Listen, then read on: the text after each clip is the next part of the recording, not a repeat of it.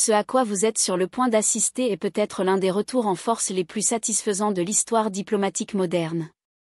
Imaginez ceci, une salle remplie d'investisseurs milliardaires, de sols en marbre poli, de lustres en cristal et du parfum enivrant du pouvoir et de l'argent. Entre alors un président africain discret, Ibrahim Traoré, du Burkina Faso.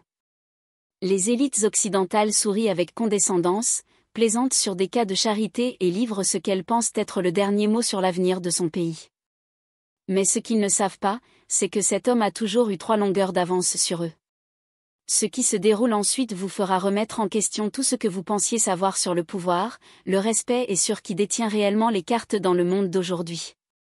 À la fin de cette histoire, ces mêmes investisseurs qui se sont moqués de lui se tiendront sous le soleil brûlant de l'Afrique, implorant désespérément seulement 5 minutes de son temps. Mais, le leur accordera-t-il ? Découvrons-le. Un PDG l'a regardé droit dans les yeux, a souri et a déclaré « Le Burkina Faso n'est pas assez mature pour accueillir des investissements sérieux ». Ce sourire n'a pas duré longtemps. Le soleil du matin projetait de longues ombres sur les rues immaculées de Genève, tandis que des berlines noires s'alignaient devant le palais Azion. À l'intérieur du centre de conférence étincelant, l'élite financière mondiale s'était réunie pour ce qu'elle appelait le sommet des opportunités africaines. Pourtant, les nuances condescendantes dans leur conversation suggéraient qu'ils le considéraient davantage comme une vente aux enchères caritatives que comme un rassemblement d'affaires légitimes. La salle de conférence elle-même était un monument à la puissance occidentale, des fenêtres du sol au plafond donnant sur le lac Léman, des sols en marbre italien qui reflétaient la lumière du matin, et une immense table ovale sculptée dans une seule pièce de palissandre brésilien.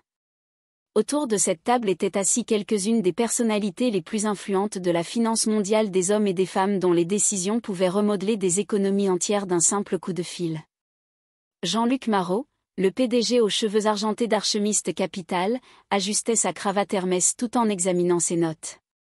Sa société d'investissement contrôlait plus de 847 milliards de dollars d'actifs, et il avait personnellement orchestré des transactions qui avaient transformé des nations.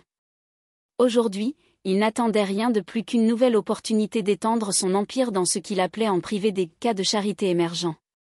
À 9h30 précise, les portes s'ouvrent et Ibrahim Traoré entre dans la salle. Contrairement aux autres participants, vêtus de leurs costumes hors de prix et de leurs montres de créateurs, Traoré portait une chemise africaine traditionnelle simple mais élégante. Sa présence imposait non par ostentation, mais par une dignité indéfinissable qui semblait emplir l'espace autour de lui. Les investisseurs ont à peine levé les yeux de leurs téléphones et tablettes.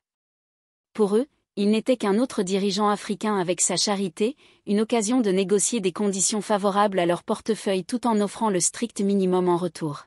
« Messieurs, mesdames », annonça le modérateur. Nous sommes heureux d'accueillir le président Ibrahim Traoré du Burkina Faso pour discuter des opportunités d'investissement dans son pays. Des applaudissements polis résonnèrent dans la salle, le genre de remerciements réservés aux formalités avant le début des véritables affaires.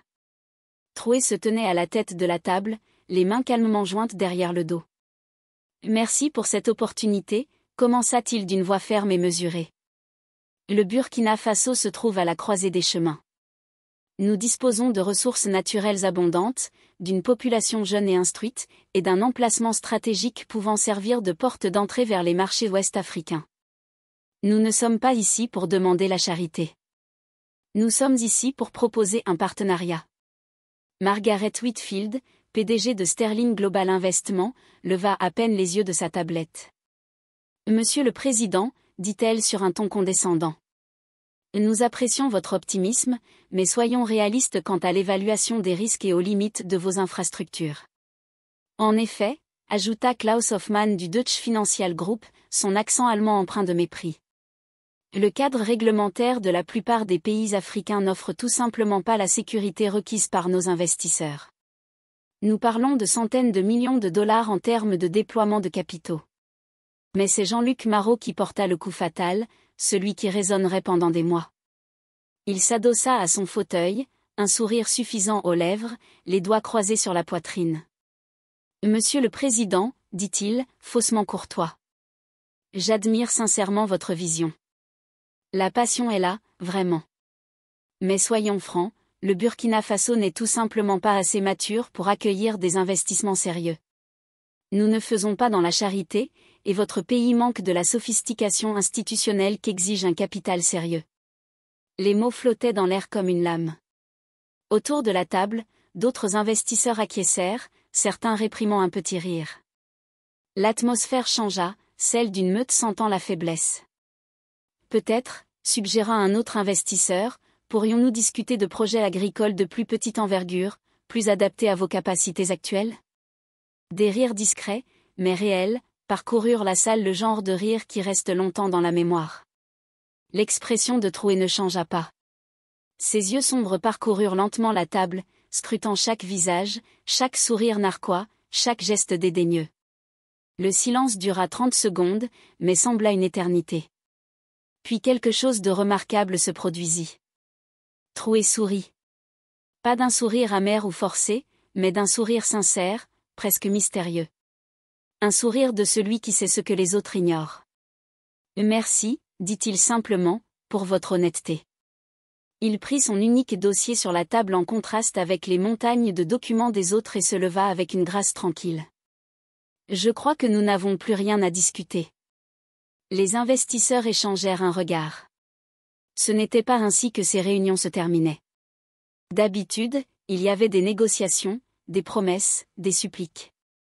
Les dirigeants africains étaient censés se battre pour des miettes. Mais Troué se dirigeait déjà vers la porte. Monsieur le Président? Marot semblait soudain incertain. Nous pouvons certainement continuer cette conversation, peut-être pendant le dîner? Troué s'arrêta sur le seuil, mais ne se retourna pas. Monsieur Marot, dit-il doucement. Vous avez clairement exprimé votre position. Je respecte cela. J'espère que vous ferez preuve de la même courtoisie envers mes décisions. La porte se referma derrière lui avec un léger clic, laissant la salle dans un silence stupéfait. Margaret Whitfield fut la première à rompre le silence. Eh bien, c'était dramatique.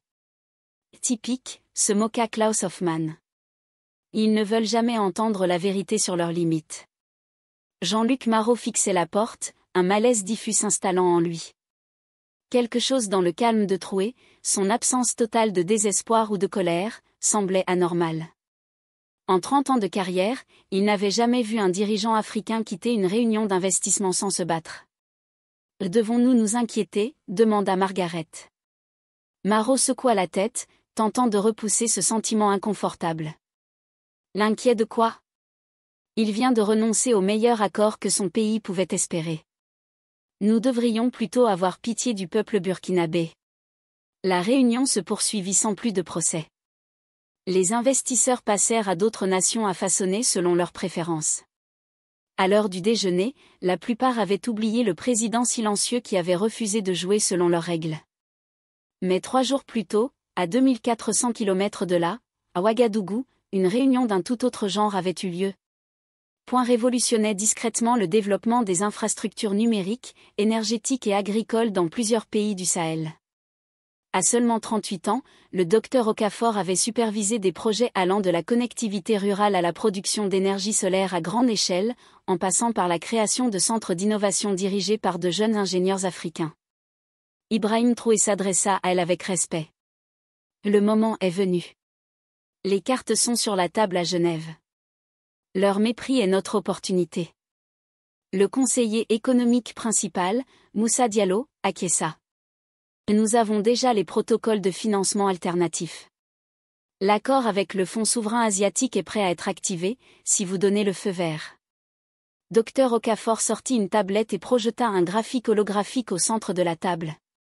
On y voyait une carte animée de la région ouest-africaine, avec des corridors d'échange, des hubs logistiques et des sites d'énergie renouvelable marqués d'un symbole vert.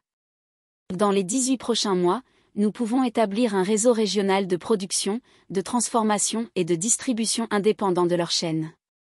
Ce que nous construisons ici, ce n'est pas juste un modèle pour le Burkina Faso. C'est un précédent pour toute l'Afrique francophone. Mais il faut tenir bon. Refuser les miettes maintenant pour récolter l'indépendance économique demain. Troué fixa la carte, puis leva les yeux, déterminé. Alors c'est décidé. Nous n'irons pas chercher le respect. Nous allons le construire. Et quand ils comprendront enfin ce qu'ils ont rejeté, Il laissa sa phrase en suspens. 3 mois plus tard, le même Jean-Luc Marot descendait précipitamment d'un jet privé à l'aéroport de Ouagadougou, le front perlé de sueur malgré la climatisation. Les marchés mondiaux s'étaient affolés. Des rapports faisaient état d'un « bloc sahélien » en pleine croissance, nouant des alliances stratégiques avec des consortiums asiatiques et moyen-orientaux. Les ressources minières jadis convoitées étaient désormais extraites, traitées et exportées selon des standards panafricains, sans l'intermédiaire des grandes firmes occidentales. Marot, accompagné de Margaret Whitfield et de 2 autres investisseurs, attendait dans une salle de réception du palais présidentiel.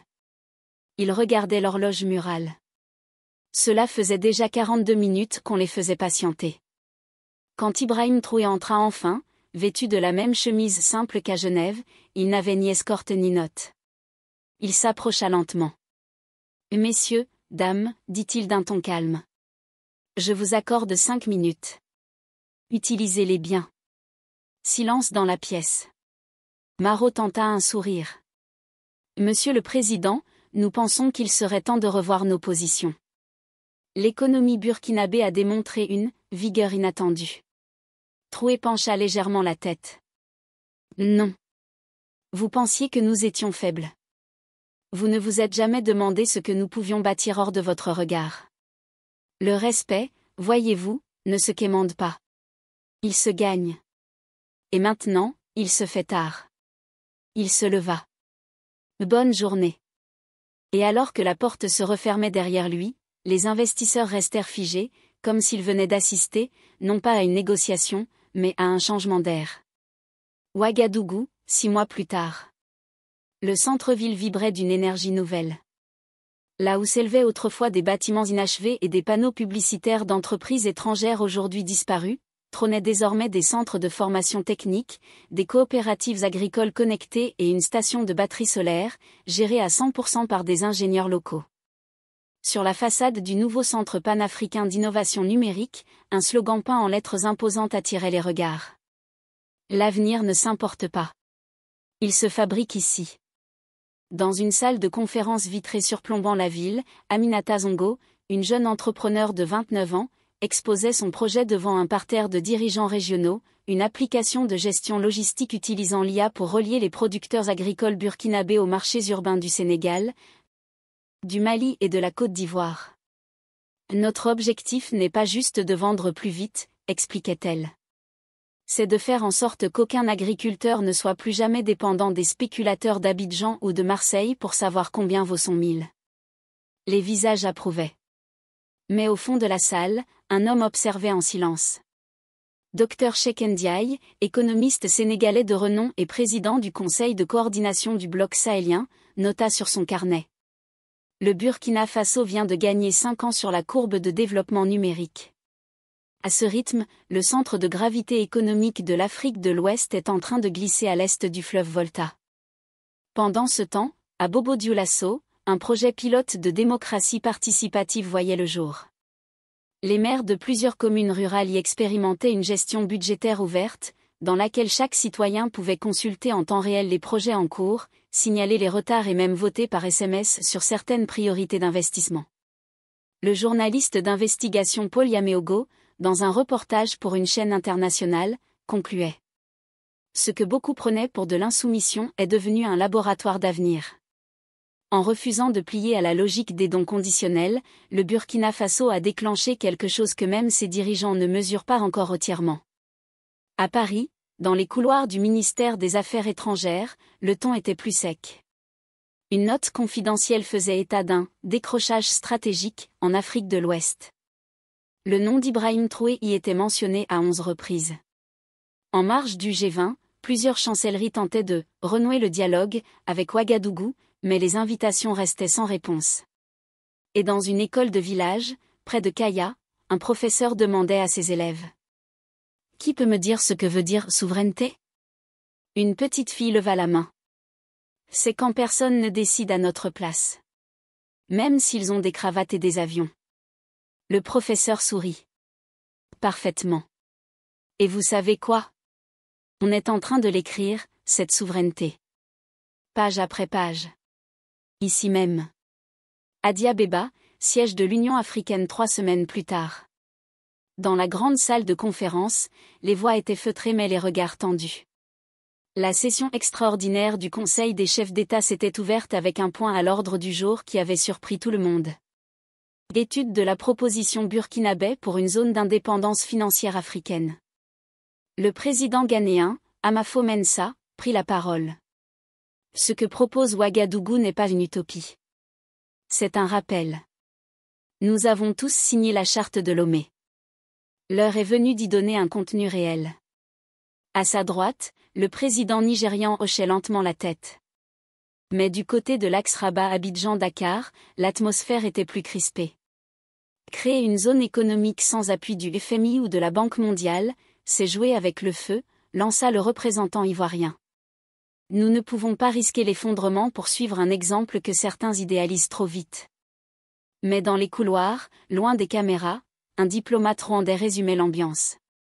Le Burkina Faso est devenu une matrice. Ceux qui l'imitent rapidement seront considérés comme visionnaires. Les autres, comme retardataires. Et personne ne veut être le dernier train du panafricanisme. À Bamako, les murs du palais Koulouba résonnaient d'une ambiance nouvelle. Le président malien, pressé par une jeunesse galvanisée par l'exemple burkinabé, annonçait la fin progressive du franc CFA sur le territoire national et la création d'un fonds de souveraineté populaire, financé par la diaspora. Les foules acclamaient, les vieux partis vacillaient. Une manifestante, micro en main devant les caméras, criait. Ce que Sankara avait rêvé, Ibrahim Traoré l'a déclenché. Et maintenant, c'est à notre tour.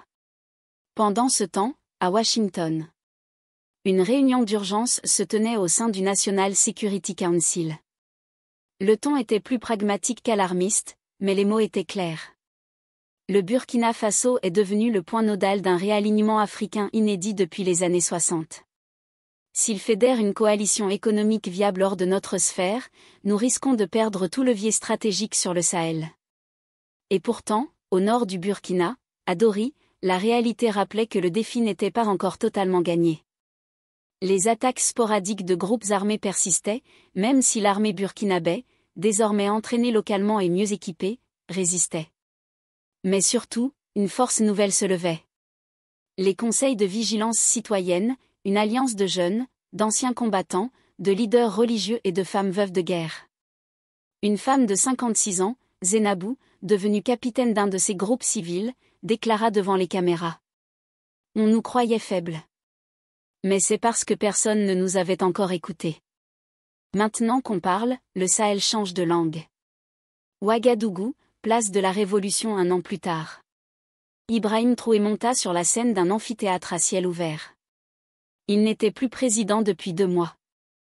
Il avait volontairement quitté le pouvoir après un seul mandat, respectant sa promesse.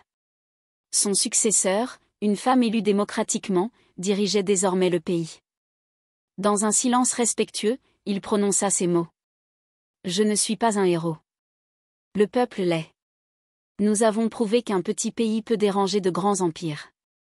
Mais le plus difficile reste à faire, transformer cette insurrection de dignité en civilisation durable. Des applaudissements éclatèrent. Mais dans le regard de certains, on lisait autre chose, l'intuition que ce qu'ils avaient déclenché allait bientôt franchir les frontières du continent. New Delhi Forum de coopération Sud-Sud. Le Premier ministre indien, en pleine session plénière, déclara devant une assemblée dense d'ambassadeurs et de chefs d'État d'Amérique latine, d'Afrique et d'Asie. Le Burkina Faso a démontré que la décolonisation n'est pas un événement historique, mais un processus vivant. Il faut désormais créer un fonds d'investissement des peuples du Sud, libérés des paradigmes occidentaux. L'idée fit l'effet d'une onde de choc. Le « Fonds des Nations libres », soutenu par l'Inde, le Brésil et l'Afrique du Sud, fut lancé 1 mois plus tard. Et le Burkina, bien que petit contributeur, fut désigné membre fondateur honoraire, pour avoir initié l'étincelle originelle. Zénabou Traoré Dori, Burkina Faso. Capitaine du Conseil de vigilance citoyenne, Zénabou n'était plus une simple militante. Elle était devenue une légende vivante dans le nord du pays. Des écoles rurales portaient déjà son nom. Des femmes venues du Niger, du Mali, du Tchad, affluaient pour suivre son modèle d'autodéfense communautaire féminine. Un jour, interrogée par une journaliste française, elle répondit calmement. On nous a longtemps dit que la sécurité devait venir de l'extérieur. Mais quand on confie notre paix à ceux qui vendent des armes, on devient leur prisonnière. Alors nous, on a appris à garder notre maison nous-mêmes. Paris Ministère des Armées. Un rapport classé confidentiel circulait dans les hautes sphères. Le titre ? Perte d'influence stratégique en Afrique de l'Ouest, cas du Burkina Faso. Le contenu était sans appel, la France avait été prise de court. L'alliance entre le Burkina, le Mali, la Guinée et une partie du Niger formait désormais une ceinture de résistance panafricaine hors de tout accord militaire occidental. Les bases françaises restantes au Sahel étaient désormais entourées de populations hostiles, parfois en grève totale de coopération.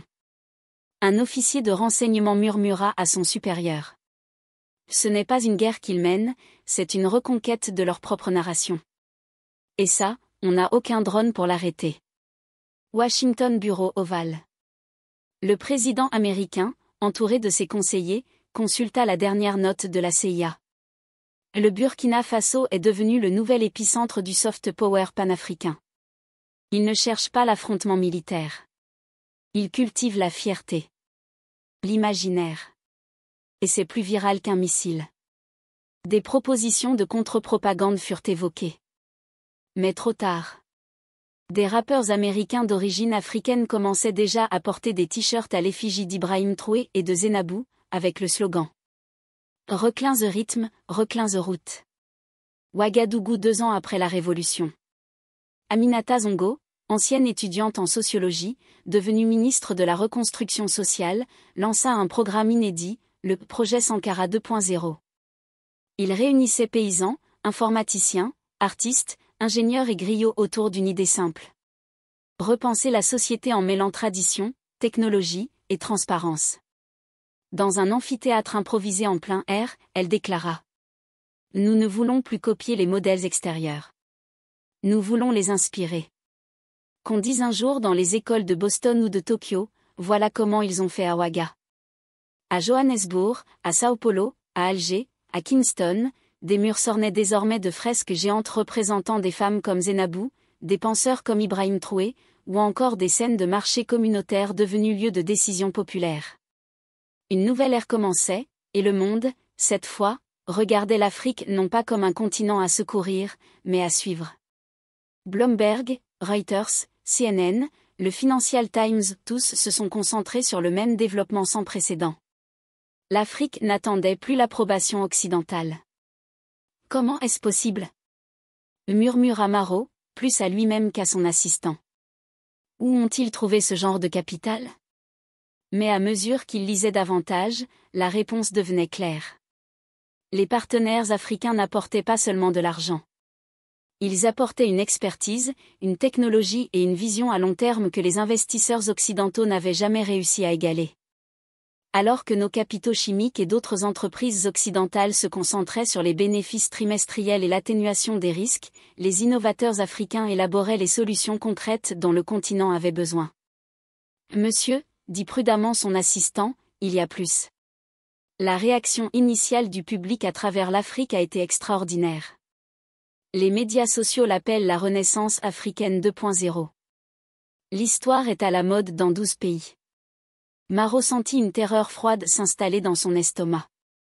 Au cours de ses 30 ans de carrière, il s'était enorgueilli de repérer les opportunités avant ses concurrents. Il avait bâti sa fortune en étant le premier à reconnaître les marchés émergents, les nouvelles technologies et les dynamiques mondiales changeantes. Mais cette fois, il avait été tellement aveuglé par la condescendance qu'il avait manqué la plus grande opportunité de sa carrière. « Obtenez-moi un rendez-vous avec le président Traoré, dit-il doucement. « Monsieur ? Vous m'avez entendu. Quoi qu'il en coûte, je veux rencontrer Ibrahim Traoré aujourd'hui. » Quelques heures plus tard, le jet privé de Marot décollait, emmenant avec lui son équipe d'investissement vers Ouagadougou. Mais alors qu'ils survolaient la Méditerranée, aucun d'eux ne réalisa que leur voyage était déjà trop tard. Au palais présidentiel, Ibrahim Traoré rencontrait une équipe d'ingénieurs éthiopiens en cloud computing qui concevait l'épine dorsale numérique de la première infrastructure Internet complète d'Afrique de l'Ouest. La salle de conférence était animée par des discussions techniques sur les réseaux de fibre optique, les centres de données et les systèmes de communication par satellite. Le réseau reliera toutes les grandes villes, de Dar à Lagos, expliqua le Dr Kabedi, l'ingénieur principal. Mais plus important encore, il sera détenu et exploité entièrement par des entités africaines. Aucune dépendance étrangère, aucun commutateur de contrôle externe. Traoré hocha la tête, comprenant les implications. Les entreprises technologiques occidentales avaient systématiquement utilisé le contrôle des infrastructures comme levier dans leurs partenariats africains. Ce nouveau réseau éliminerait entièrement cet avantage. Un léger coup interrompit la réunion. Samuel Draogo entra dans la pièce et s'approcha discrètement du président. « Monsieur, murmura-t-il, l'équipe capitale d'Archam est arrivée. Ils demandent une réunion urgente. Sont-ils attendus?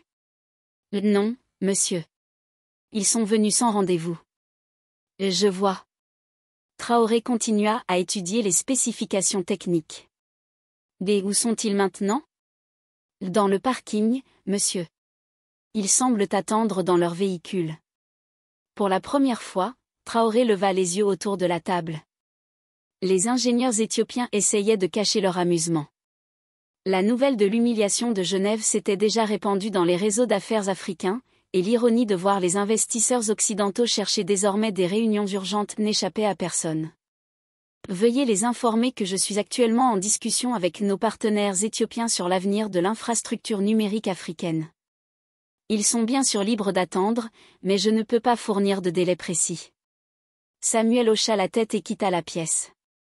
À travers les fenêtres de la salle de conférence, Traoré pouvait voir le convoi de véhicules noirs garés dans la chaleur de l'après-midi. À l'intérieur de ces voitures, certains des investisseurs les plus puissants du monde vivaient une expérience qu'ils rencontraient rarement, être complètement hors de propos. Jean-Luc Marot était assis à l'arrière de sa berline climatisée, parcourant les actualités sur sa tablette. L'affaire du Burkina Faso dominait l'actualité économique, mais les articles de suivi déjà publiés étaient encore plus inquiétants. Les dirigeants africains saluaient le modèle de développement indépendant du Burkina Faso. Le Ghana annonçait des discussions de partenariat similaires avec des investisseurs africains. Le Nigeria envisageait d'exclure les entreprises occidentales des nouveaux projets d'infrastructure. L'histoire s'était répandue, incitant d'autres nations africaines à reconsidérer leurs relations avec le capital occidental. Marot voyait un continent entier s'éloigner des modèles d'investissement traditionnels et il avait personnellement déclenché le catalyseur. « Depuis combien de temps attendons-nous » demanda-t-il à son assistant. « 3 heures, monsieur. » À travers les vitres teintées, Marot pouvait voir les habitants vaquer à leurs occupations quotidiennes. Des étudiants rentrant de l'école, des vendeurs proposant des marchandises sur un marché voisin, des ouvriers du bâtiment construisant ce qui semblait être un nouveau complexe commercial. La ville semblait prospère, en pleine croissance, confiante. Ce n'était pas la capitale africaine en difficulté à laquelle il s'attendait. Une autre heure passa. Puis une autre. Finalement, un jeune agent du protocole s'approcha de leur véhicule. Marot baissa sa vitre, espérant de bonnes nouvelles. « Monsieur Marot » demanda poliment l'officier. « Oui, c'est exact. Nous sommes ici pour rencontrer le président Traoré. » L'officier sourit avec une sincère courtoisie. « Je suis désolé, monsieur, mais le président est actuellement en session de planification stratégique avec des partenaires de développement régionaux. Il m'a demandé de vous remercier de votre intérêt pour le Burkina Faso, mais il n'est pas disponible pour des réunions imprévues aujourd'hui. » Marot sentit son visage rougir. « Peut-être demain. Nous avons fait un long voyage. » Monsieur, l'officier l'interrompit doucement. L'agenda du président est entièrement consacré aux partenariats existants. Il m'a demandé de vous informer que le Burkina Faso se concentre désormais sur la collaboration avec des partenaires qui ont cru en notre potentiel avant les récents gros titres. Ces mots frappèrent Marot comme un coup de poing. Il était congédié non pas par colère ou insulte, mais avec la même dignité tranquille que Traoré avait affichée à Genève. « S'il vous plaît, » dit Marot, sa voix trahissant un désespoir qu'il manifestait rarement, juste 5 minutes. « Je peux proposer des conditions très avantageuses pour le Burkina Faso. » L'expression de l'officier du protocole resta inchangée. Monsieur, avec tout le respect que je vous dois, le président n'évalue plus les offres. Il met en œuvre des solutions. Alors que l'officier s'éloignait, Marot resta assis, stupéfait. Son équipe échangea des regards gênés. Il comptait parmi les personnalités les plus influentes de la finance mondiale, habitués à ce qu'on leur ouvre les portes, qu'on les rappelle, qu'on organise des réunions à leur convenance.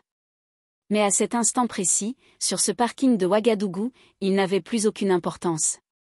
Le constat fut dévastateur. Le lendemain, à des milliers de kilomètres de là, les couloirs du Forum économique mondial de Davos résonnaient d'un étonnement feutré. Le discours de clôture de la session spéciale sur l'avenir des partenariats Sud-Sud devait être prononcé par un chef d'État africain. Ce détail, autrefois anodin, avait soudainement pris une importance démesurée. Ibrahim Traoré monta sur scène sans fanfare. Vêtu d'un costume sobre, sans montre de luxe ni pins aux couleurs d'ING, il se tenait droit, le regard calme. La salle était remplie d'investisseurs, de chefs d'État, de PDG de multinationales, tous venus pour entendre l'homme qui avait bouleversé les règles du jeu mondial. Il commença sans note. Pendant des décennies, l'Afrique a été traitée comme un terrain d'essai pour les modèles économiques venus d'ailleurs. On nous a dit de privatiser, de déréguler, d'attendre l'investissement étranger. Et quand cela échouait, on nous disait de patienter davantage. Un léger murmure parcourut la salle. Il continua. Mais que se passe-t-il lorsqu'un continent cesse d'attendre? Lorsqu'il cesse de mendier l'entrée dans des clubs qui ne le respectent pas? Ce qui se passe, mesdames et messieurs, c'est le Burkina Faso. Ce qui se passe, c'est une Afrique qui s'autofinance, qui innove, qui crée des partenariats basés non pas sur la charité, mais sur le respect mutuel. Il marqua une pause, balayant la salle du regard. Ce n'est pas une rébellion. Ce n'est pas un rejet du monde. C'est une redéfinition de notre place dans ce monde. Nous ne voulons pas nous isoler. Nous voulons coopérer. Mais sur des bases justes. Si vous venez avec des solutions imposées, nous ne sommes plus intéressés.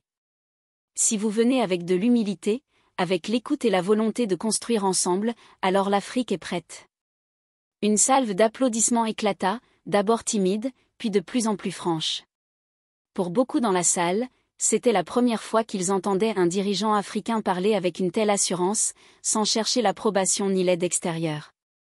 Mais pour d'autres, ce discours sonnait comme un glas. La vieille garde des financiers internationaux comprenait que quelque chose avait changé de manière irréversible. Le monopole de l'Occident sur le développement, l'agenda, le récit, venait de se fissurer.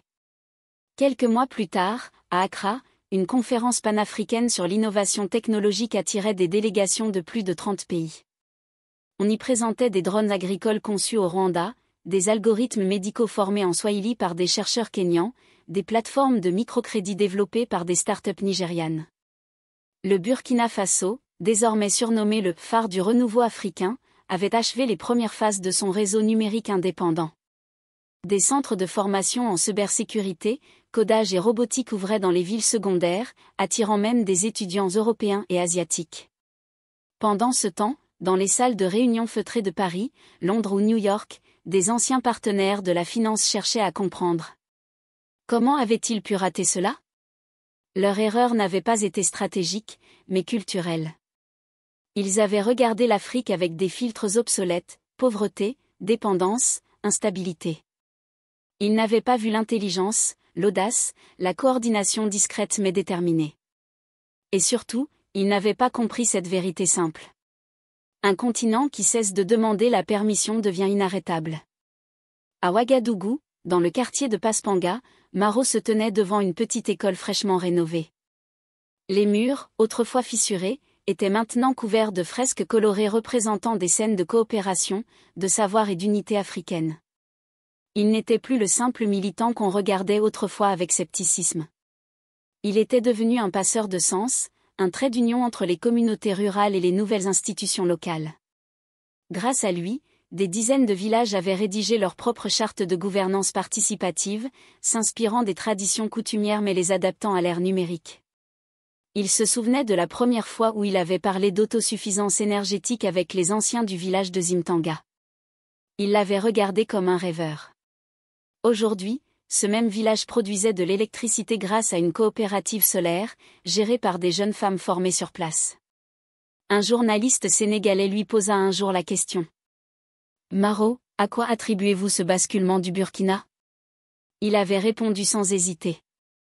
On a arrêté d'attendre l'État, les ING ou les banques. On a recommencé à se parler entre nous. À se faire confiance. L'indépendance politique, on l'avait sur le papier. Mais l'indépendance psychologique, elle vient d'arriver. Pendant ce temps, dans plusieurs pays voisins, un frémissement prenait corps. Au Mali, une alliance inédite de femmes commerçantes et de jeunes développeurs numériques lançait une application mobile pour le troc de biens agricoles sans passer par les circuits d'exportation classiques. Au Bénin, des maires ruraux s'unissaient pour boycotter certains contrats d'urbanisation imposés par des cabinets étrangers, exigeant des appels d'offres exclusivement africains. En Côte d'Ivoire, des élèves de terminale récitaient à haute voix, lors des examens blancs, un extrait du discours de Davos d'Ibrahim Traoré comme un poème fondateur. Et dans les capitales occidentales, on ne parlait plus seulement de risques politiques en Afrique, mais de réorientation stratégique face à un continent qui prenait la parole sans traducteur. Un soir, alors que Maro marchait dans les rues calmes de Ouaga, un jeune garçon l'arrêta. « Tonton Maro, tu crois qu'un jour, moi aussi je pourrai parler à Davos ?» Maro sourit. Il s'accroupit à sa hauteur et répondit. « Tu n'as pas besoin de Davos, petit. C'est Davos qui aura besoin de t'écouter. » Et dans ce rire échangé, sous les lampadaires solaires d'un quartier jadis oublié, brillait peut-être l'avenir d'un continent debout. Les mois suivants, l'élan contagieux du Burkina Faso commença à interpeller bien au-delà des frontières africaines. À Genève, dans une salle feutrée, une délégation diplomatique européenne débattit longuement des conséquences inattendues de ce renouveau africain. Le modèle d'autonomie et de coopération porté par Maro et ses alliés menaçait les intérêts économiques établis, mais aussi les équilibres politiques régionaux. Un diplomate, fatigué, confia à voix basse à un collègue. Ce qui se passe au Sahel, ce n'est plus une simple question de développement. C'est une révolution silencieuse, une réécriture du pouvoir, sans fusil, juste avec des idées et des réseaux. Au même moment, sur le terrain, une nouvelle menace émergeait. Des groupes d'intérêts transnationaux, craignant la perte de contrôle, tentèrent de déstabiliser les coopératives énergétiques et agricoles par des campagnes de désinformation et des pressions économiques. Mais les populations, désormais averties, réagirent avec force. Les jeunes activistes numériques créèrent des plateformes de vérification citoyenne, où chaque rumeur ou fake news était analysée, démantelée publiquement, et remplacée par des récits vérifiés et porteurs d'espoir. Maro, alerté par ces manœuvres, organisa des ateliers dans plusieurs villes, invitant journalistes, professeurs et citoyens à construire ensemble un mur de vérité numérique, un rempart contre la manipulation. Ce fut lors d'une conférence organisée à Ouagadougou que le véritable tournant eut lieu. Des représentants venus de 15 pays africains s'étaient rassemblés, déterminés à formaliser un pacte de solidarité technologique et politique. Maro prit la parole devant une foule attentive. Ce que nous vivons n'est pas seulement une lutte contre la pauvreté ou l'exclusion. C'est la réinvention de notre dignité collective. Chaque village, chaque ville, chaque jeune a un rôle à jouer. Ensemble, nous sommes la voix d'un continent qui refuse d'être silencieux. Les applaudissements résonnèrent longtemps, comme un écho puissant dans la nuit sahélienne. À Dakar, Lagos, Nairobi, et bien d'autres capitales, des mouvements similaires s'amplifièrent. Une nouvelle génération d'Africains, connectés, informés et solidaires, prenait enfin en main son destin.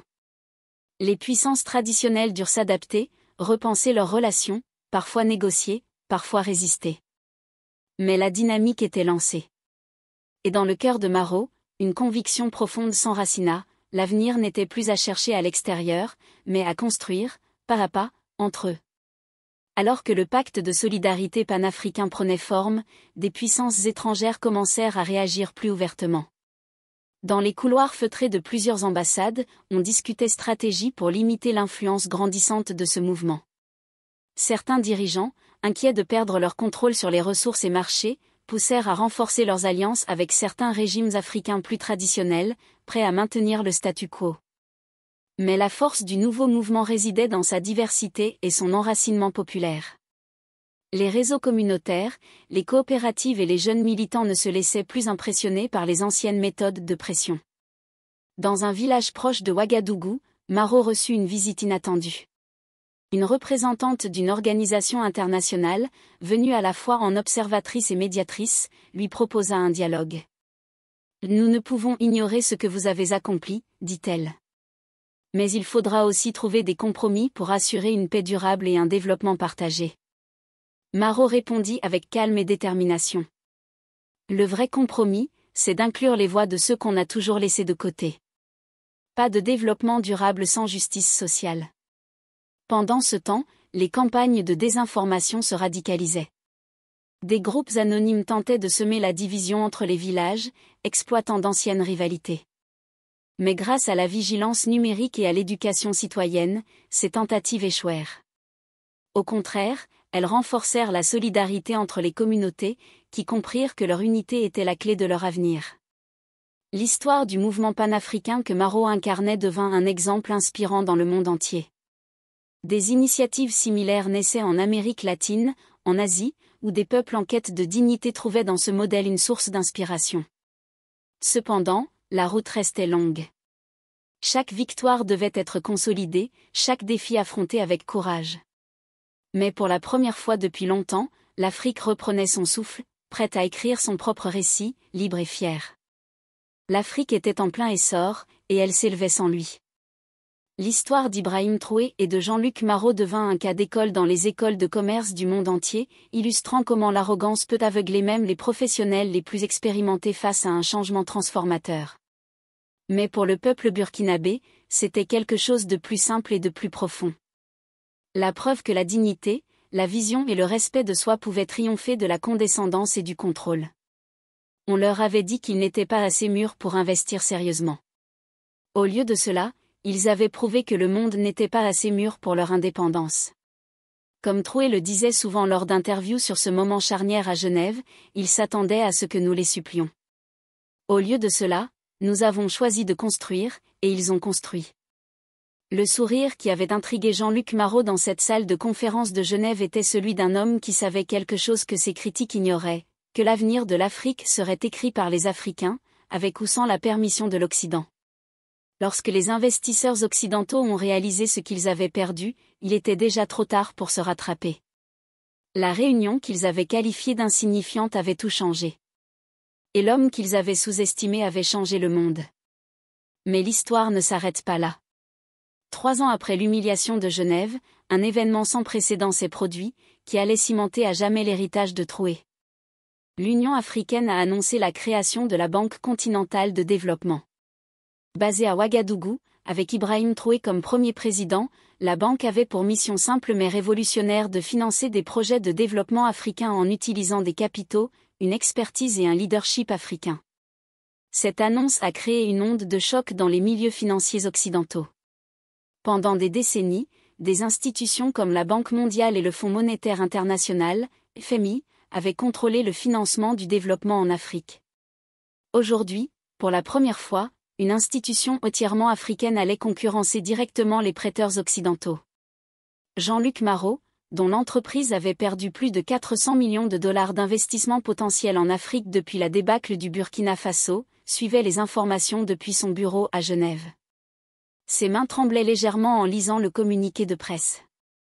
La Banque continentale de développement était lancée avec un capital initial de 50 milliards de dollars apportés par les gouvernements africains, des investisseurs privés et les communautés de la diaspora du monde entier. Il s'agissait du plus grand fonds de développement de l'histoire de l'Afrique, et chaque dollar provenait de sources africaines. Monsieur, son assistant entra dans le bureau avec hésitation. Le conseil d'administration vous demande votre avis sur la nouvelle banque africaine. Maro contemplait par la fenêtre le lac Léman, la même vue qu'il avait admirée la veille au soir. La transformation est devenue publique. Connaissance ? Mon évaluation, dit-il doucement. Nous assistons à la fin d'une époque. L'ère de la dépendance de l'Afrique aux capitaux occidentaux est révolue. Pendant ce temps, à Ouagadougou, Ibrahim Traoré se tenait devant une assemblée de ministres des Finances africains, de gouverneurs de banques centrales et d'experts en développement. La salle vibrait d'enthousiasme lorsqu'il a exposé la vision de la banque. Pendant trop longtemps, a déclaré Troué, nous avons accepté l'idée que le développement de l'Afrique nécessite l'approbation de l'Occident. Nous avons permis à d'autres de déterminer nos priorités, nos échéanciers, nos définitions du succès. Aujourd'hui, nous récupérons cette autorité. Les applaudissements furent assourdissants, mais Troué leva la main pour demander le silence. Il ne s'agit pas de se venger de ceux qui nous ont sous-estimés. Il s'agit de responsabilité envers ceux qui croient en nous. Chaque enfant de chaque village africain mérite les mêmes opportunités que les enfants de Londres, de New York ou de Genève. Aujourd'hui, nous commençons à construire cette réalité. À la fin de la réunion, des journalistes du monde entier ont réclamé des interviews. Mais le message de Troué était cohérent. L'Afrique ne tournait pas le dos aux partenariats mondiaux, mais elle mettait fin à sa dépendance à l'égard de la permission mondiale. Le succès de la Banque continentale de développement a dépassé toutes les prévisions. En 2 ans, elle a financé des projets d'infrastructures dans 37 pays africains, mis en place des programmes de transfert de technologies qui ont éliminé la fuite des cerveaux vers les universités occidentales et créé une monnaie numérique panafricaine qui a réduit de 70% les coûts de transaction pour les échanges transfrontaliers. Mais peut-être plus important encore, cela a inspiré une nouvelle génération de dirigeants africains qui ont vu l'autonomie non pas comme un isolement mais comme le fondement d'un véritable partenariat. 5 ans après la réunion de Genève, Jean-Luc Marot a annoncé sa retraite d'Archamu Capital. Dans son discours d'adieu à l'entreprise qu'il avait fondée, il a fait une rare reconnaissance publique de son plus grand échec professionnel. J'ai passé 30 ans à croire que le succès signifiait que les autres dépendaient de vous. J'ai appris trop tard que c'était vrai. Réussir, c'est ne dépendre de personne. Ibrahim Troué m'a appris cette leçon même si j'étais trop arrogant pour l'apprendre quand cela comptait. Quant à Troué, il a continué à diriger le Burkina Faso avec la même dignité tranquille qui avait défini son caractère depuis le début. Mais cette dignité était désormais soutenue par des résultats indéniables. Son pays est devenu un modèle de développement pour l'Afrique, preuve que le respect de soi et l'autonomie peuvent créer la prospérité sans sacrifier la souveraineté. L'histoire de leur rencontre à Genève est devenue plus qu'une simple étude de cas commercial. Elle est devenue le symbole d'un monde en mutation où les anciennes hypothèses sur le pouvoir et la dépendance étaient remises en question par de nouvelles réalités de compétence et de confiance. Et parfois, tard dans la nuit, dans son bureau présidentiel, Ibrahim Troué se souvenait de ce moment où Jean-Luc Marot avait souri avec condescendance et déclaré que son pays n'était pas assez mature pour accueillir des investissements sérieux. Mais il y avait un dernier chapitre à cette histoire qui la rendrait véritablement légendaire. 7 ans après la réunion de Genève, quelque chose d'extraordinaire s'est produit, que personne n'aurait pu prévoir. La crise financière mondiale de 2032 a frappé les marchés occidentaux avec une force dévastatrice. De grandes sociétés d'investissement se sont effondrées du jour au lendemain. Les devises ont chuté et les gouvernements se sont efforcés d'empêcher un effondrement économique complet. Archamu Capital, l'ancienne société de Jean-Luc Marot, a été parmi les plus durement touchées. L'entreprise qui contrôlait autrefois près d'1 billion de dollars d'actifs était au bord de la faillite. Leurs investissements africains qu'ils avaient abandonnés après l'incident de Troué auraient été leur salut. Au lieu de cela, ils ont regardé, impuissants, les économies africaines construites sur les fondations de partenariats intercontinentaux traverser la tempête avec une stabilité remarquable. L'ironie était à couper le souffle. À Genève, des réunions d'urgence ont eu lieu alors que les institutions financières suisses étaient au bord de l'effondrement. La même salle de conférence où Troué avait été renvoyé accueillait désormais des discussions désespérées sur les stratégies de survie. Et dans un retournement de situation qui semblait trop parfait pour être réel, l'Union européenne a fait appel à la Banque continentale de développement pour obtenir un financement d'urgence. La demande est arrivée sur le bureau d'Ibrahim Troué un mardi matin. En tant que président de la Banque continentale de développement, il avait le pouvoir d'approuver ou de refuser un prêt de stabilisation de 200 milliards de dollars aux institutions financières européennes. Le mémo était bref mais avait un poids énorme. L'Union européenne demande officiellement une aide financière d'urgence pour éviter l'effondrement systémique des systèmes bancaires des États membres. Conditions négociables, réponse urgente requise. Troué posa le document et se dirigea vers sa fenêtre, regardant les rues animées de Ouagadougou. La ville s'était transformée au point d'être méconnaissable depuis cette réunion de Genève. Des tours de bureaux étincelantes abritaient des entreprises technologiques africaines qui étaient désormais des leaders mondiaux dans le domaine de la fintech et des énergies renouvelables. L'Université du Burkina Faso est devenue l'une des principales institutions de recherche d'Afrique, attirant des étudiants du monde entier. La prospérité était indéniable, mais plus important encore, elle était durable et autogénérée. Son chef de cabinet, Samuel Urago, entra dans le bureau avec un air d'expectative. « Quelle est votre décision, Monsieur le Président ?» Ibrahim Traoré sourit calmement et répondit, « Nous allons leur prêter. » Et ainsi, en 2032, l'Afrique, autrefois considérée comme un continent dépendant et fragile, est devenue le pilier économique et financier d'un monde en crise. L'avenir avait basculé, et cette fois, c'était l'Afrique qui écrivait les règles. La décision de Traoré fut accueillie avec surprise et scepticisme à travers le monde. Comment un continent longtemps marginalisé dans la finance mondiale pouvait-il se transformer en sauveur des économies occidentales en pleine débâcle ? Mais derrière ce geste se cachait une stratégie mûrement réfléchie. Il ne s'agit pas seulement d'un prêt, expliqua Traoré lors d'une conférence de presse mondiale, c'est un partenariat fondé sur le respect mutuel et la reconnaissance que le monde a changé. Nous tendons la main non pas en suppliants, mais en partenaires égaux.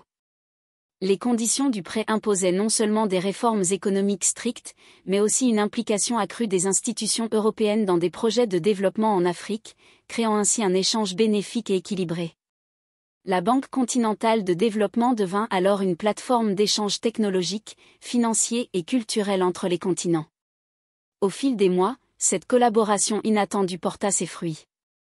Les banques européennes restructurées retrouvèrent leur stabilité, et les investisseurs commencèrent à réévaluer le potentiel économique du continent africain. Plus important encore, la confiance internationale envers l'Afrique atteignit un niveau jamais vu. Jean-Luc Marot, qui avait suivi de loin cette évolution, décida de faire amende honorable publiquement. Dans une interview télévisée très médiatisée, il reconnut « J'ai sous-estimé non seulement Ibrahim Traoré, mais tout un continent. Ils nous ont montré que la véritable puissance ne réside pas dans la taille des investissements, mais dans la vision, la résilience et la foi en soi. » Le Burkina Faso, sous la direction de Traoré, devint un symbole de réussite panafricaine, une source d'inspiration pour les jeunes entrepreneurs, les décideurs politiques et les citoyens du continent. Mais au-delà des chiffres et des succès économiques, cette période marqua un tournant dans les relations internationales. L'Afrique n'était plus l'éternelle bénéficiaire d'aide, mais une actrice majeure capable de façonner l'équilibre mondial. Dans les années qui suivirent, la Banque continentale de développement lança plusieurs initiatives audacieuses, la création d'un fonds pour la recherche médicale qui permit de lutter efficacement contre des maladies jusque-là endémiques, le financement massif d'énergies renouvelables pour lutter contre le changement climatique, et la mise en place d'un réseau éducatif numérique accessible à tous. Ibrahim Traoré, bien que devenu une figure emblématique, resta fidèle à ses racines. Il voyageait souvent dans les villages et les écoles, rappelant que le vrai progrès s'enracine dans la dignité humaine et le respect des cultures. Un soir, lors d'un sommet international à Nairobi, alors qu'il prenait la parole devant une assemblée de chefs d'État et d'économistes, il conclut par ces mots : « Nous avons prouvé qu'un avenir meilleur est possible quand nous croyons en notre valeur et quand nous refusons d'accepter les limites imposées par d'autres. » L'Afrique ne réclame pas sa place dans le monde, elle la crée. Cette phrase devint un mantra, gravé dans les mémoires, symbole de la renaissance d'un continent qui avait traversé tant d'épreuves pour enfin écrire son propre destin. Et tandis que le monde tournait une nouvelle page de son histoire, une certitude s'imposait, le sourire confiant qu'Ibrahim Traoré avait affiché à Genève n'était pas un simple hasard. C'était la promesse d'une Afrique libre, forte, et maîtresse de son avenir. Mais derrière cette façade de réussite et d'espoir, des tensions subsistaient. Certains pays occidentaux, déstabilisés par cette nouvelle donne, cherchaient à freiner cette montée en puissance africaine par des moyens diplomatiques, économiques, voire discrets. Les intérêts historiques et les réseaux d'influence ne disparaissaient pas si facilement. Ibrahim Traoré le savait mieux que quiconque. Il avait toujours anticipé les obstacles, et c'est pourquoi il s'entourait d'une équipe soudée, mêlant jeunes talents et anciens stratèges. Parmi eux, Amina Diarra, brillante économiste ivoirienne, devenue directrice adjointe de la Banque continentale, jouait un rôle clé dans la mise en place des politiques d'investissement social et durable. Un jour, une tentative de déstabilisation interne fut déjouée. Un groupe influent au sein de certains milieux financiers tenta d'orchestrer une campagne de dénigrement contre Troué, l'accusant de détournement et de favoritisme. Mais la transparence et la rigueur instaurées au sein de la banque ainsi que le soutien massif des populations africaines et de nombreux alliés internationaux mirent rapidement fin à cette tentative. La véritable bataille se jouait désormais sur un autre terrain, celui de la culture et de la représentation. Les médias mondiaux commençaient à changer leur regard sur l'Afrique, diffusant des histoires de succès, d'innovation, de créativité. Des artistes, des inventeurs, des entrepreneurs africains devenaient des figures mondiales. Dans ce contexte, Ibrahim Troué lança un ambitieux programme de soutien aux industries culturelles, reconnaissant que l'économie ne se bâtissait pas seulement sur la finance, mais aussi sur la fierté, l'identité et le rayonnement. Alors que les vents du changement soufflaient, la jeunesse africaine embrassait pleinement cette nouvelle ère. Des centres technologiques virent le jour dans plusieurs capitales, et des start-up africaines s'imposaient dans les secteurs des énergies renouvelables, de la biotechnologie, et des nouvelles technologies de communication. Mais Ibrahim ne perdait jamais de vue l'essentiel. Ce que nous construisons, disait-il souvent, ce n'est pas seulement pour aujourd'hui, mais pour des générations qui auront le courage de rêver plus grand. Et c'est ainsi que l'Afrique, portée par des hommes et des femmes comme Ibrahim Troué et Amina Diarra, réécrivait peu à peu le récit mondial, non pas comme simple spectatrice, mais comme actrice de premier plan, imposant son rythme et sa vision. Cependant, cette nouvelle dynamique ne laissait pas tout le monde indifférent. Des intérêts puissants, liés à l'ancien ordre mondial, cherchaient à freiner cette émancipation. Des pressions politiques se firent plus fortes, certains réseaux tentaient de corrompre ou d'intimider les leaders africains. Mais la résistance s'organisait. Ibrahim Troué, conscient des enjeux, multipliait les alliances stratégiques. Il savait que la clé résidait dans la solidarité panafricaine et le dialogue avec les partenaires internationaux prêts à un véritable partenariat égalitaire. Pendant ce temps, Amina Diarra lançait une initiative audacieuse pour renforcer l'éducation technologique dans les zones rurales, convaincue que le développement ne pouvait être complet sans accès au savoir. Cette initiative suscita un immense élan populaire, mobilisant les jeunes et renforçant l'espoir d'un futur meilleur. Dans ce climat en ébullition, un événement inattendu secoua la scène politique africaine, la découverte d'un vaste réseau de corruption reliant certains hauts fonctionnaires à des groupes étrangers cherchant à miner les progrès accomplis. Ce scandale, révélé par une journaliste d'investigation, provoqua une onde de choc et força les autorités à engager une série de réformes profondes. Le peuple, plus que jamais vigilant, exigeait transparence et justice. L'image de l'Afrique en mutation s'en trouva renforcée. Ibrahim et Amina devinrent alors non seulement des figures économiques mais aussi symboliques d'une Afrique décidée à reprendre son destin en main. À travers ces luttes, des ponts se construisaient avec d'autres régions du monde, inspirant un nouveau modèle de coopération basé sur le respect mutuel et la reconnaissance des richesses culturelles et humaines. Les défis restaient nombreux, mais la conviction partagée d'un avenir meilleur galvanisait les hommes et les femmes engagés dans cette aventure collective. En regardant votre conférence de presse aujourd'hui, je suis rempli non pas d'envie, mais d'admiration. Vous avez montré au monde à quoi ressemble le véritable leadership. Vous avez prouvé que la grâce et la force ne sont pas contradictoires, mais complémentaires. Je n'écris pas pour demander quoi que ce soit, mais simplement pour reconnaître que vous aviez raison et que j'avais terriblement tort. Le monde est meilleur parce que vous avez choisi la dignité plutôt que la vengeance, le partenariat plutôt que la domination. Merci pour cette leçon d'humanité. La lettre a été transmise par voie diplomatique. À la surprise de Marounk, il a reçu une réponse dans la semaine. Monsieur Marot, avait écrit très. Je me souviens bien de notre rencontre, non pas à cause de l'insulte, mais à cause de l'opportunité qu'elle représentait. Vos mots ce jour-là ont clarifié quelque chose d'important pour moi, que nous ne pouvions pas attendre que les autres croient en nous avant de croire en nous-mêmes. D'une certaine manière, votre licenciement a été le catalyseur dont nous avions besoin pour trouver notre propre voie. Je n'ai aucune rancune envers vous ou envers quiconque aurait sous-estimé le potentiel de l'Afrique. Nous sommes tous capables de grandir, et il n'est jamais trop tard pour choisir une voie différente. Si vous êtes un jour à Ouagadougou, vous êtes le bienvenu au palais présidentiel. Nous pourrons discuter non pas de ce qui a été, mais de ce qui pourrait encore être. L'échange est devenu public lorsque les deux hommes ont accepté de publier leur correspondance. Cela a déclenché une conversation mondiale sur le leadership, l'humilité, et la possibilité de rédemption même dans les circonstances les plus improbables. Mais l'impact le plus profond de toute cette saga a peut-être été sur une nouvelle génération de dirigeants à travers le monde. Les écoles de commerce ont commencé à enseigner le principe Traor, l'idée selon laquelle le succès durable vient du fait de soutenir les autres plutôt que de les rabaisser. Le « moment de Genève » est devenu le symbole des dangers de l'arrogance et du pouvoir de la confiance tranquille. Les jeunes entrepreneurs africains ont déclaré avoir été inspirés par l'exemple de Traor, tandis que les chefs d'entreprise occidentaux ont cité son approche comme un modèle d'engagement international éthique. L'histoire a transcendé l'économie et la politique pour devenir une parabole sur la dignité humaine et le pouvoir transformateur du respect de soi. 10 ans après cette réunion fatidique de Genève, Ibrahim Traoré a reçu le prix Nobel de la paix pour son rôle dans la transformation des relations économiques internationales, et pour avoir démontré que prospérité et dignité ne sont pas mutuellement exclusives. Dans son discours d'acceptation à Oslo, il est revenu sur le thème qui avait défini son leadership. La paix n'est pas simplement l'absence de conflit. Il a déclaré: la paix est la présence de la justice, de la dignité et du respect mutuel.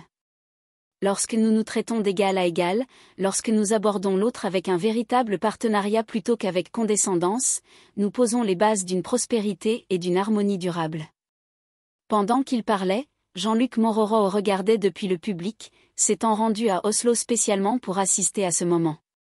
À 75 ans, il était devenu un défenseur improbable des pratiques d'investissement éthique, parlant souvent de sa rencontre avec Traoré comme d'un tournant, non seulement dans sa carrière, mais aussi dans sa compréhension de la dignité humaine. Après la cérémonie, les deux hommes se sont rencontrés en privé pour la première fois depuis Genève. La conversation fut brève, mais profonde. « Je veux que vous sachiez, dit Maro, que votre exemple a changé non seulement mon approche des affaires, mais aussi mon approche de la vie. Tu m'as montré que la vraie force vient du fait d'élever les autres, et non de les rabaisser. » Traoré sourit du même sourire énigmatique qui avait intrigué Maro une décennie plus tôt. « Nous avons tous la capacité de grandir, monsieur Maro. La question est de savoir si nous choisissons d'utiliser nos expériences pour devenir amers ou pour devenir meilleurs. » L'ironie était parfaite. En essayant d'enseigner à l'Afrique la maturité, les investisseurs occidentaux ont révélé leur propre manque total de maturité. L'étudiant était devenu le professeur. Et la leçon était simple, le respect se mérite. La dignité n'est pas négociable. Et sous-estimer le potentiel de quelqu'un est le meilleur moyen de devenir inutile pour son avenir. Qu'en pensez-vous ? Auriez-vous accepté cette réunion avec les investisseurs qui vous avaient initialement écarté, ou les auriez-vous fait attendre dans la chaleur comme l'a fait Traoré ? Et plus important encore, quelles leçons pouvons-nous tous tirer de cette incroyable histoire sur le pouvoir du respect de soi et de la croyance en son propre potentiel ? Faites-le nous savoir dans les commentaires ci-dessous. Et n'oubliez pas de vous abonner pour découvrir d'autres histoires incroyables de justice et de victoire qui restaureront votre foi dans la défense de ce qui est juste.